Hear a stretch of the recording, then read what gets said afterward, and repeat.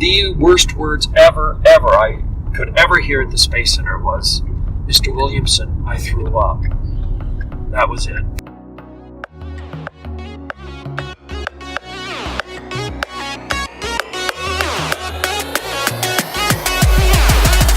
Hello and welcome to Drydock Talk with the TSG. We are two young fellows who give unnecessary commentary about the Space Center, and we questionably know what we talk about. I'm Nathan Young. The other guy that you just heard is Matt Ricks, and we are here today in Renaissance Academy with Victor Williamson, old Bossman himself. Hi, Vic. Hello. And I do remember Bossman very well. Do they still call you that? No. How does that make you feel? every time Megan Warner comes by, she calls me Bossman. Just, hey, Bossman. She does. Yeah. She calls me Bossman. And you call me Bossman. I did for a little bit, yeah. Yeah. Haven't lately. No. I'm still trying to get over calling you Mr. Williamson still. Yeah. Well, that's not necessary. Younger children are required to call me Mr. Williamson. Uh-huh. Yeah. I don't know where that age break is. You know, there comes a time where I still have a lot of my former students who are in their 30s and 40s, and they still call me Mr. Williamson. Oh, really? Because I think they would find it very upsetting to call me by my first name. Because, I mean, think of some of the teachers that you've had. Would you go up to a teacher you had when you were a sixth grader and call her by her first name? Ooh, no, she would always be. Yeah. So I'm still Mr. Williamson to most people and Bossman to a few, but...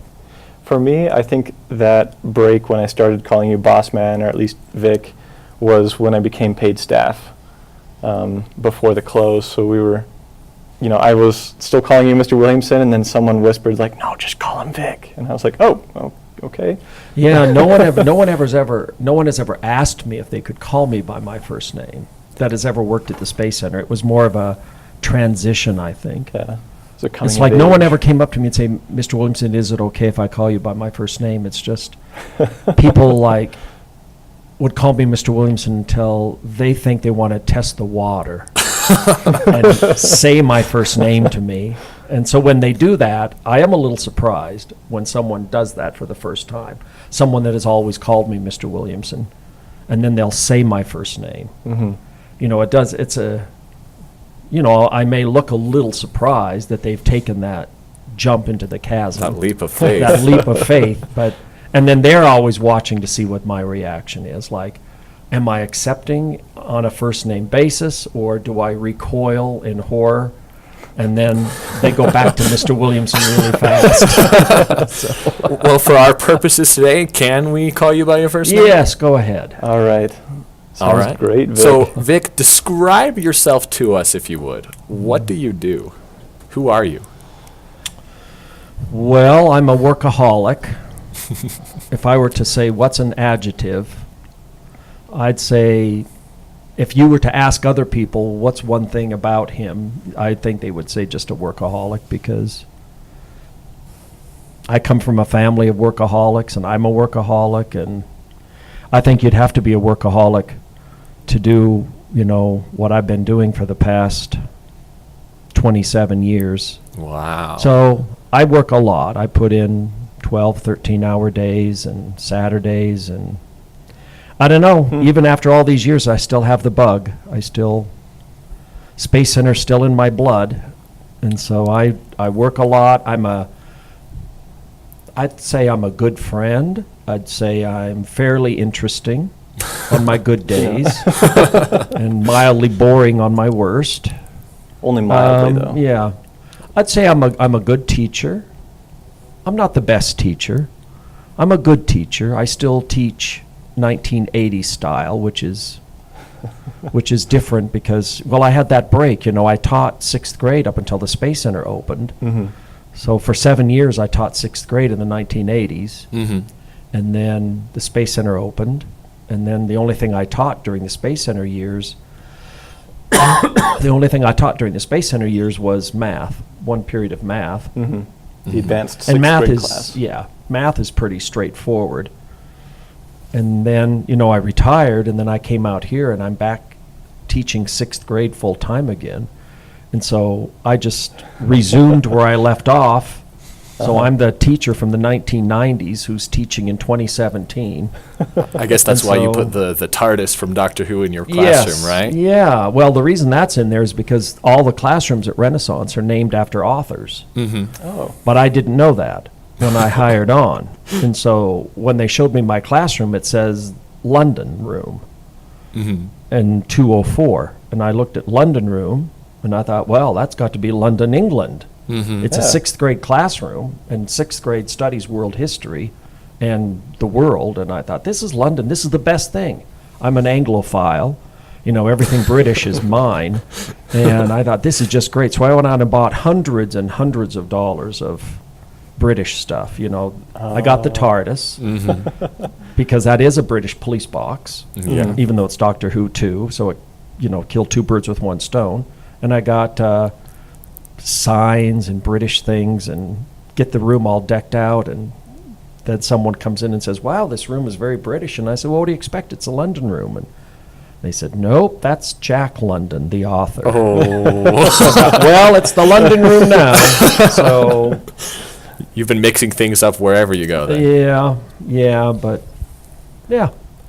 So I'd say I'm a hardworking Utah teacher Wow. who does his best at whatever he tries to do and succeeds sometimes and fails in others, just like your average person, I suppose. Wow. Yeah. So let's talk about one of your grand successes, which is the Space Center. How did that all start? Well, that's a long story that many people have heard multiple times, so I don't want to bore everyone to tears, but you did ask the question. So if you've heard this story millions of times, I guess you can go to the toilet or go into the kitchen and get something to eat while I'm covering the basics here. But I student taught at this school, at Central School, back in 1983, spring of 83. I was, you know, finishing up at BYU with my teaching degree, and I had to do a student teaching stint. And they had me student teaching a 3rd grade class in Springville. You know, BYU was going to send me there. And the secretary in the placement office made a clerical error. Oh, really? She did. And she accidentally stuck another name there. And I was all ready to go to Springville for that 3rd grade student teaching. And they called me into the placement office and said, you know, Vic, we made a mistake. We accidentally put this teacher out in Springville. Would you mind taking a 6th grade spot at Central in Pleasant Grove? And I said, well, number one, where's Pleasant Grove? And so they told me it's just north of Orem. And I said, well, I guess I can do that. And I drove up to the school, and you know, Central School looks a bit 1950-ish. Yeah. So the fallout shelter. that wasn't that exciting. And then I walked in, and the school wasn't lit very well, so it was kind of dark and dingy.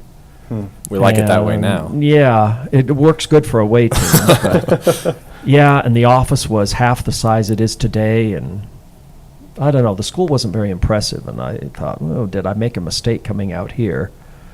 And then they walked me down the hall, and I met Mr. Thompson, and he was my 6th grade cooperating teacher, and we hit it off. He was fantastic, a great 6th grade teacher, and one of the things you have to do when you're a student teacher is take over the classroom from the teacher. And so he started me off a couple days into the stint with asking me to run the space unit, because he was about to teach space. And my cooperating professor, who would be coming out to grade me on my student teaching, you know, I had a reputation of creating lessons that were a little bit out there. And so I knew I would have to keep that up because they would expect that. And I always like to put in as much simulation and hands-on as I can. And so I thought, well, Cosmos was on TV back then, Carl Sagan, and he was taking little trips out in space in a make-believe spaceship, and I thought I would try the same. So I drew up paper controls, because PCs hadn't hit the market yet.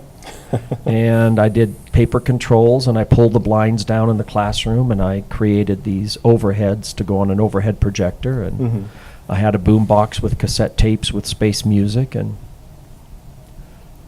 we did make-believe space flights. If I can ask you a question, how did those paper controls work? When you say paper, were they just sheets of paper with boxes drawn on them? Or? No, I went out and bought poster paper, Uh-huh.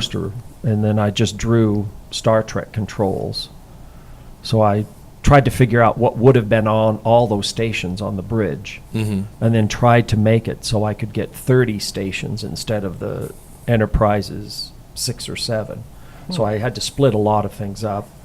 And so then the kids all got a poster board on their paper. I mean, I colored them. I had markers and made them pretty. Yeah. And then, so to figure out what the kids would do, I had a script. And so every kid had a script that was sitting down on their desk, and it had a number and lines. And so I played the main computer sitting behind my desk, and I would put things on the overhead, and then I would talk as the main computer, and then I would talk as the chief engineer, Tex.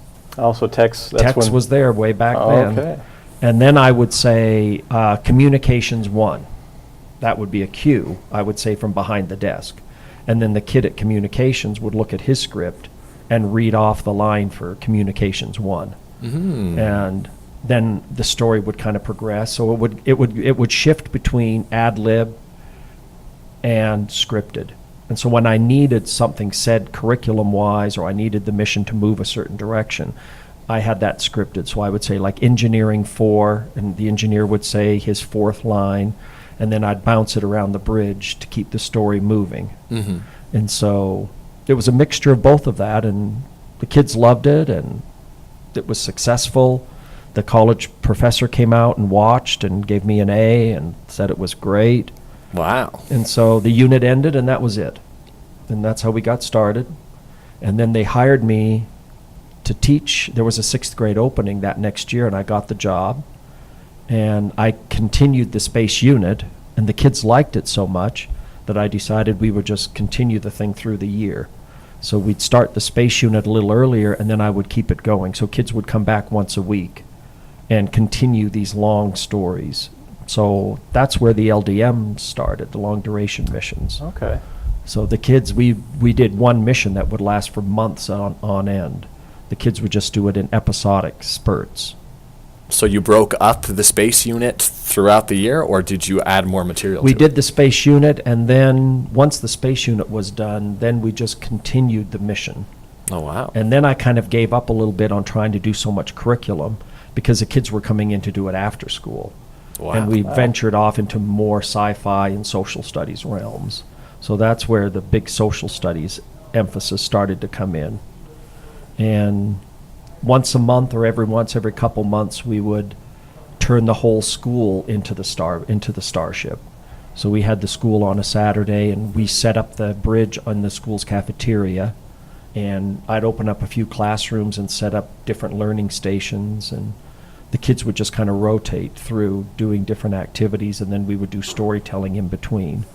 Yeah. So they would all be in the classrooms doing learning activities, and then I would go into the office with a cassette tape recorder, and I had the red alert sound, and I got the school's microphone and hit play, and they'd hear the blaring sound over the school speakers. Then the kids would come all running in from all over the school to the cafeteria and take their bridge positions, and then I'd progress the story for a while, and then we'd get to another traveling stint.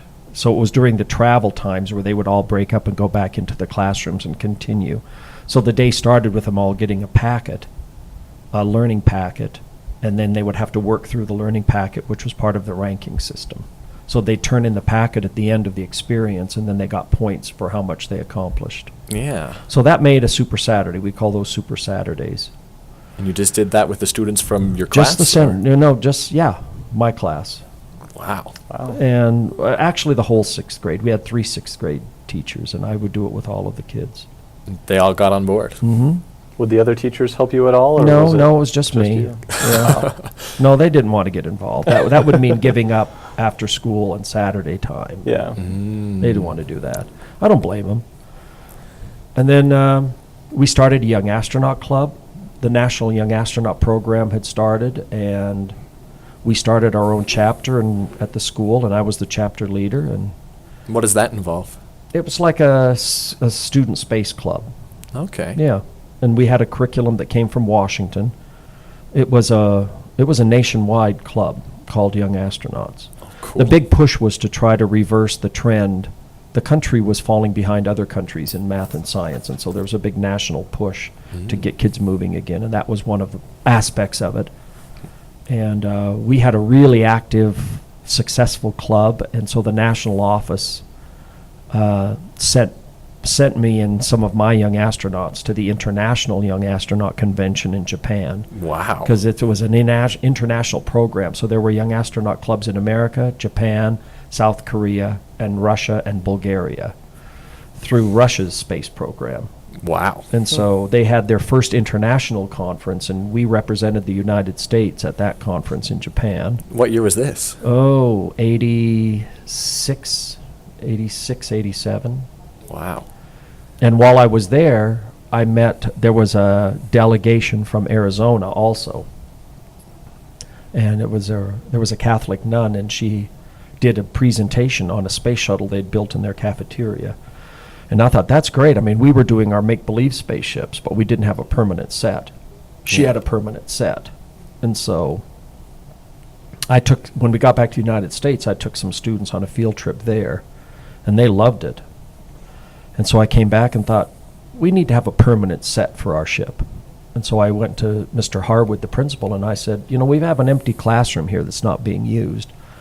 Would you mind if I tried to raise some money and put a little spaceship in the back of the room? That's where the old Odyssey used to sit. Mm-hmm. Oh, okay. And that classroom, the old briefing room, was the empty classroom. Mm-hmm. And he said, sure. So I went out and tried to raise a little cash and raised a lot more money than I thought I would. How did that happen? I just wrote a lot of grants. It was the right time to do that. Remember the big push on getting American kids back going with math and science? Mm-hmm. So the government and everybody was throwing money into any idea that they thought would work. So several of the grants came in that I didn't expect would come in. And there was enough money to build the addition to the school, which is the Voyager. Wow. And so I raised most of the money for the Voyager, and when I would run out of money, the district would step in, and they didn't actually, the district didn't put money into the program, but they did send district staff to come and do work. So like if I was running low on cash, the district would send the district electricians out to do some of the wiring, or they'd send district workers out to do the plumbing and stuff like that. And so we got the Voyager built, and we opened the Voyager on November 8th, 1990, and the rest is history, I guess. Wow. How did you convince the principal, the district, to be okay with this spaceship expansion? I knew that they wouldn't go for the idea if they knew that we were doing so much social studies and drama in the missions, because the big push was math and science. And so when I wrote all of my grants, I wrote them saying that the Voyager, and I fully intended it to be that way, that the Voyager would be a ship that would do the real science and the real space studies. So it wasn't a lie. Sometimes I'll tell people that I was just lying, but that's not true. I really was thinking we would do a heavy-duty science type flights, and that piqued people's interest. And so the principal was behind it because he knew the success of the Young Astronaut Club at the school. So Mr. Harwood was 100% supportive. Wow. And the district, Dr. Luena Searle, was the assistant administrator over that area, and she was completely supportive. The board really wasn't brought on board as early as they should have been, and that may have been my fault. I mean, we brought in a backhoe and dug the hole for the Voyager on the playground before the board had even given approval. So there was a big hole in the playground where the Voyager footings were supposed to go, and then the board finds out that we wanted to build this spaceship. Oh, wow. So they really kind of got pushed into saying yes. Whether they understood it or not, they kind of got pushed into saying yes. So I probably burned a few bridges then, but the right people had said yes in the administration end of it. And so the Voyager went up, and I kept my word. We started with a mission to Mars. We flew out to Mars, and we circled the planet, and I stood on the bridge and pointed out the features of Mars, and it just wasn't exciting. It wasn't clicking. it wasn't happening. Now, did you do this in the same style with your paper controls in the other classroom where they'd come in No, we for had, Apple one had period? donated some computers. Okay. So we had old Mac SEs with SCSI drives. Wow. And so, yeah, black and white 6-inch Macs. They were on the bridge, and I didn't have enough computers for everybody, so we had kids doubled up, and then the ship controls I had to program, but I never programmed before. But Apple, I had written some grants to Apple, and Apple did donate some of the computers. And they I think they took pity on me, realizing the situation I was in. So the local Apple executive, don't remember his name, he came out and looked at the Voyager. He took an interest, and so Apple actually flew me to Cupertino for a weekend crash course in HyperCard. In HyperCard. So they flew me to Cupertino. I had 2 days crash course, and then I flew back, and then I programmed the first set of controls in HyperCard, which were laughable if you were to look at them now. But back then, they were as good as I could do, and they did the job. The biggest problem I had was networking. You know, I didn't know how to network. I could draw the buttons and make them make sounds, but I didn't know how to network. And so we used a program called Timbuktu, which would repaint the screen into the control room. So every time the kids would click something and the screen would change on their Macs, the Timbuktu program would repaint the screen on a computer in the control room. So for every bridge computer, we had a little window on the 2FX computer, and so we could watch. Now, it didn't shrink it down to size. We only could see a portion of the screen. And so whenever we noticed that something was changing, we'd have to click and enlarge the screen to see what it was the kids were doing. And then we'd have to shrink it again so we could monitor all the other screens. So we kind of flew by the seat of our pants for a while, but Wow. But it just wasn't exciting. It just wasn't, nothing was happening. There wasn't any music. It was sinking, in my opinion. And I went to the principal and said, I just don't like the way this is going. This isn't doing what I wanted it to do. And I think I'm going to take it back to what we did for the last 7 years. I think we're going to put it back into the Star Trek universe, and we're going to start telling some dramatic missions. And I'm bringing back some of the flights I wrote when we did paper controls. And he said, go for it.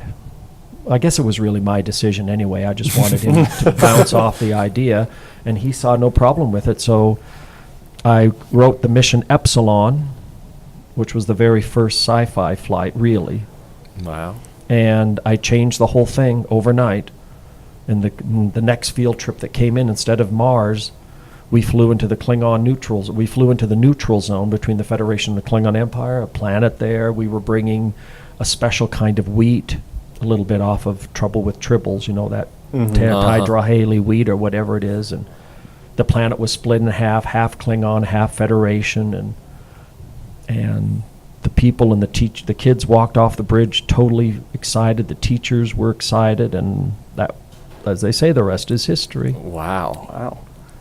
I'm sure we'll do another episode sometime in the future asking about all of those first technology things, how you worked it all when we get into that side of the podcast. Yeah. But that's absolutely incredible. So what did you see at that point in time, like you said, after you wrote the mission Epsilon, what did you see becoming of this whole program? Did you just think you'd continue with the Voyager and maybe in a few years? Well, I knew the Voyager wouldn't be it because the field trip popularity was increasing. And remember, we'd get a class coming in of 30 plus kids, and we only had the Voyager. That was it. So we put half the class on the bridge, and the other half were down in the galley. You know, if you guys were on the Voyager, you know where the bunks are and all of that. And that's when I hired Lorraine, Mrs. Houston, and Dave Wall. I hired both of them. Dave Wall was the bridge supervisor for these flights, and Lorraine worked downstairs in the galley as the ship's medical officer. So we would be telling the whole story upstairs, and Lorraine would have to try to keep these kids engaged downstairs, teaching them, you know, some of the class lessons and whatever she was doing down there, whatever curriculum we had going. Which was, you got to hand it to Lorraine. What a tough job. Oh, Because yeah. the kids are hearing this action up above them, up the spiral staircase, and she had to somehow keep them downstairs and keep them engaged. But she did a great job of it. And then halfway through the flight, they would switch. And really? Yeah. And so it was tough. It was tough. And I knew we had to have another simulator. Mm-hmm. And we still had that classroom. So the back of that room was still there, open. We also had the classroom, too. The classroom was so we had one class. We had 2 classes a day, one class in the classroom, and I think Bill Schuler was teaching in there. And then we had Lorraine and Dave out in the Voyager with me. So we had one class in the ship, one class in the classroom, and then the one class in the Voyager was split into 2 groups. And so Wow. that's how that worked. And so, but we still had that room in the back of the room. And so I thought that would be a perfect place to build another ship. And so that's a whole nother story. You may be for another time, but how the Of course. Odyssey came to be. But that's where the Odyssey was put in. And that bled a little bit of the pressure off of the Voyager. And of course, we were right into our overnight camp program as well, but there's a whole bunch of stories for another time. So it sounds like you anticipated having to expand what you're doing right there. I in knew Central. we would have to keep expanding and building ships Wow. to try to accommodate. I knew that it wasn't effective to have that many people on the bridge of a ship. And I wanted to make the experience as good as we could. And I knew we had to just bleed more kids out of that ship. And the only way to do that is to build more ships. And so we just needed more room. And so the Odyssey came in, and we still needed more room to be effective.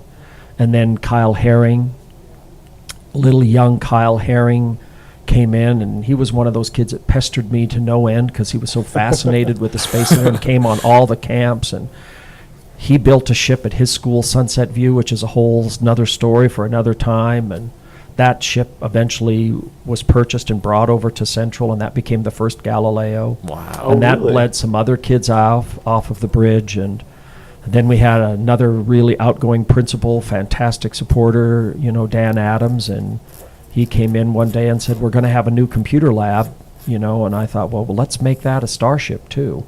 And so that's where the Magellan came in.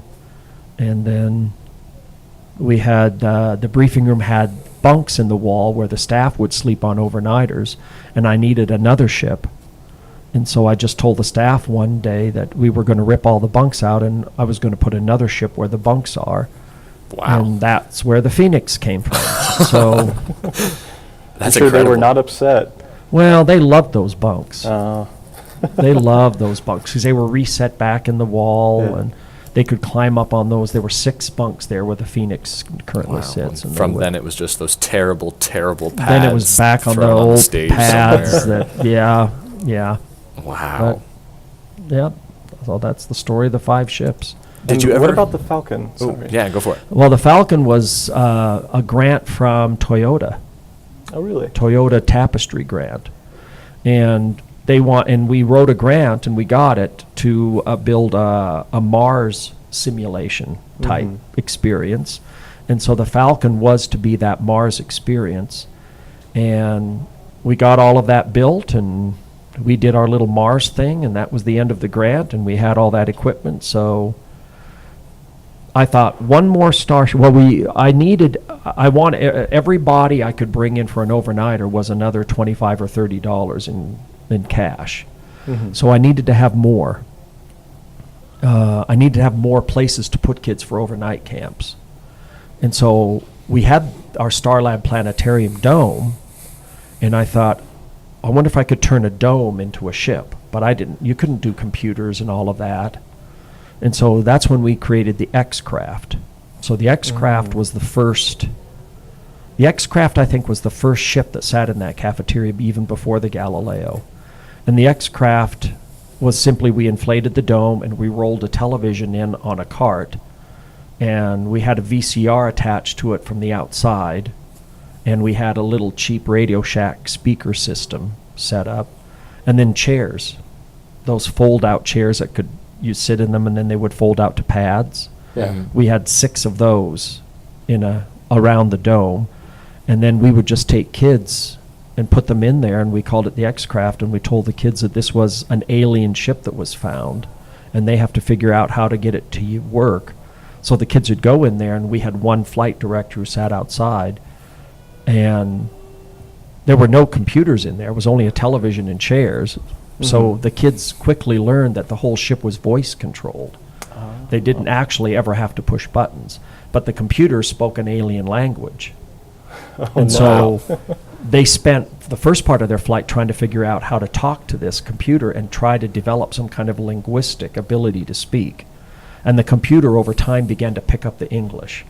And so after time, they got to be able to speak enough words where they could then figure out how the ship worked. You know, they knew what to say to get it to go, and they had to learn what to say to get it to change course. So that was the X-Craft. And then we took what we had built for this tapestry grant and that had computers built into the cabinets, and then the X-Craft converted into the Falcon. Okay. Wow. And then the Falcon was used for overnighters until the Phoenix was built. And when the Phoenix opened, the Falcon closed. Sounds like quite the three-ring circus you have going on there. Well, yeah, you're right there. So what was your favorite part of directing the Krista McCall Space Education Center for 23 years? The people. The people? Yeah, the staff and volunteers. Always the best. They're the people you work with every day. Great people. The Space Center drew always the best people. I always told everyone, you know, if you build it, they will come. You know, the old from the movie, the baseball movie, whatever that is. Kevin Costner. Field of Dreams. Oh, okay. Field of Dreams. You know, Jumping Joe Jackson, or somebody says to him, you know, if you build it, they will come. And so I just knew that if I built it, they would come. The right people would show up at the right time, and that never failed. That's what we're seeing right now. Yeah, as soon as we discovered we had a real serious need, in the door would walk someone and say, I'd like to volunteer, and that person had what we needed. And it always worked that way. So I never knew who would walk through that door. And even as young kids, you never knew what they would grow up to be. You know, most of your volunteers move on in life. They don't stay that long. But there are people that will stay. And they increased the quality of the program. They're the ones who imagineer the new things we do. So the Space Center today, you know, yeah, I started it, but most of the stuff that you're going to see in there that's done is all through the creativity of all the people that have been working in it for all these years. Wow. So That's incredible. So what would you say is your favorite story from the Space Center, if you could pick one? A favorite moment, a favorite experience. Oh. Oh. Well, I can tell you the first thing that popped in my mind. It's very trivial. Go for it. I mean, there's a million stories that are very valuable and lessons learned, but the minute you said, what's my favorite story, it's just one story. It's silly almost. You know, on an overnight camp, one of our volunteers, Jake, this was way back in the time, way back, and they were doing a landing party, and we had a group of fifth graders there, and there was a timid little girl that didn't say anything and do much of anything because she was mostly scared. But they were doing an away team, and Jake was hiding out in the school's cafeteria in the dark, and we led this away team into the cafeteria, and they were looking for a bomb or something.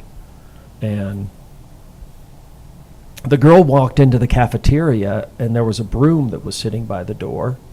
And so the little girl picked up the broom that I wasn't aware of, but she'd had the broom. I guess it's like I say, it's a silly little story, but it's so typical, you know, of what the Space Center does for kids. And then Jake came out from behind the cafeteria glass partition and started approaching her, and the little girl froze, and Jake was creeping towards her, and she held the broom way over her head and she said, if you come any closer, I'll destroy you with this. And she whacked him on the head with the broom. Oh. And that's a story he tells to this day. And she became the absolute hero. You know, he ran off and the rest of the crew she was the hero of the overnight camp. And I'm sure she tells that story.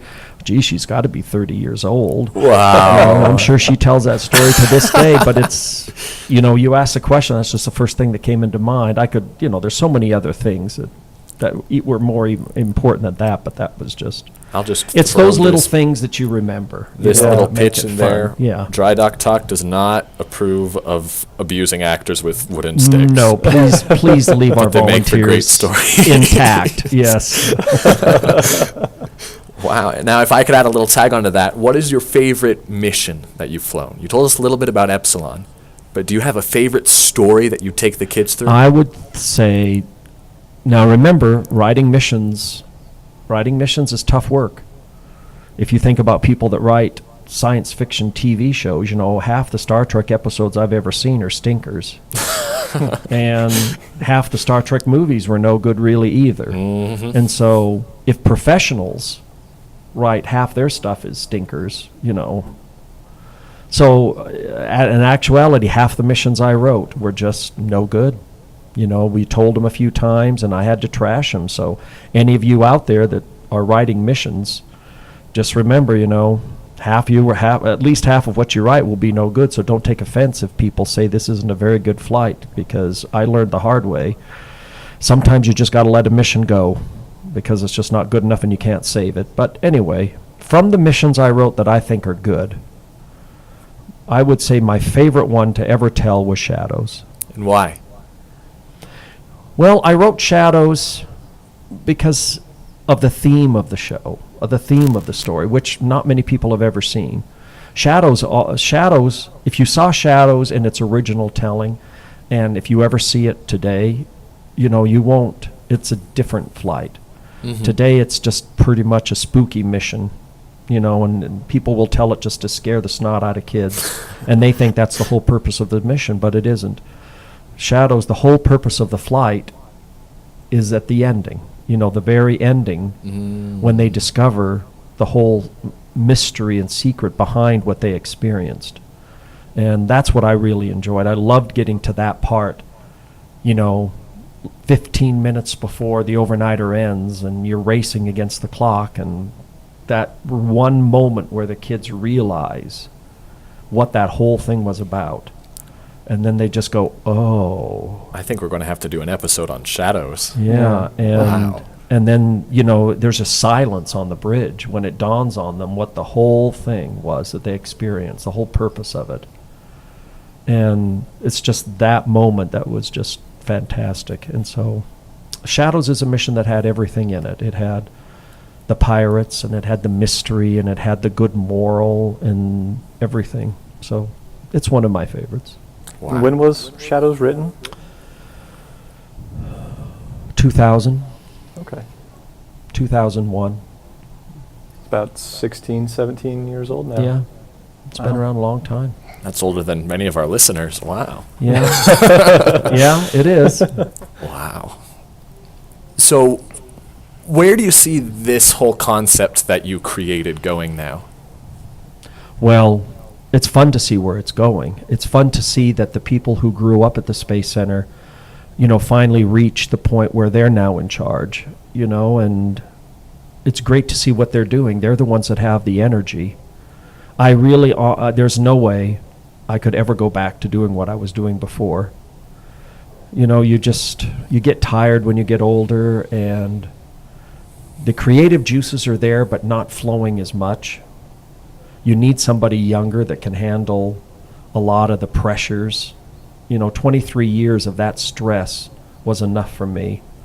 I mean, I'm working a lot of hours here, but I'm not under that stress. I'm not worried about budgets. I'm not worried about staffing issues. I'm not worried about, I mean, the overnight camps were always stressful. I mean, anytime you say overnight, you know, you've got all the stresses that come with an overnight camp program. And I mean, there were so many times on overnighters where I'd wake up in the middle of the night. You know, I slept on the floor in front of my desk, and I'd just wake up and I'd sit up, and I would just sit there thinking, you know, there's 64 people sleeping in this school, and I'm responsible for all of them, you know, and It's just pretty stressful, all that. So I couldn't go back to doing that again. It needs somebody younger, and James Porter's the director now of the Space Center, and he's got the talent, he's got the drive, he's got the skills.